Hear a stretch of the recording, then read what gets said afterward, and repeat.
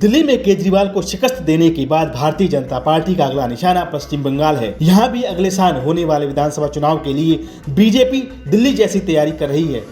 Party इस चुनाव में सत्तारूढ़ तृणमूल कांग्रेस के खिलाफ सत्ता विरोधी माहौल बनाने की कोशिश करेगी। साथ ही उन क्षेत्रों पर ज्यादा जोर देगी जहां अभी तृणमूल के विधायक हैं। इसके लिए बीजेपी ने पश्चिम बंगाल में राष्ट्रीय महासचिव सुनील बंसल को कमान सौंपी है। सूत्रों के मुताबिक बीजेपी ने राज्य के सभी विधानसभा क्षेत्रों में बूथ स्तर की राजनीति पर काम करना शुरू कर दिया है।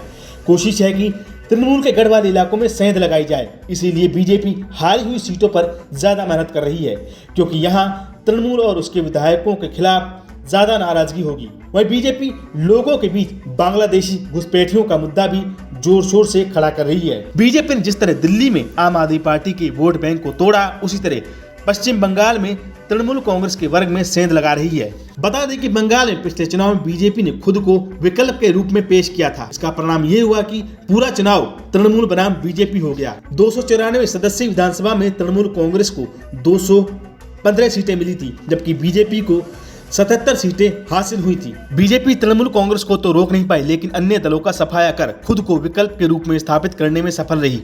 उसकी सीटों में 94 सीटों की बढ़ोतरी हुई। उसने मुख्यमंत्री ममता बनर्जी को भी हरा दिया था, जो बाद में उपचुनाव जीतकर विधायक बनी और मुख्यमंत्री बनी।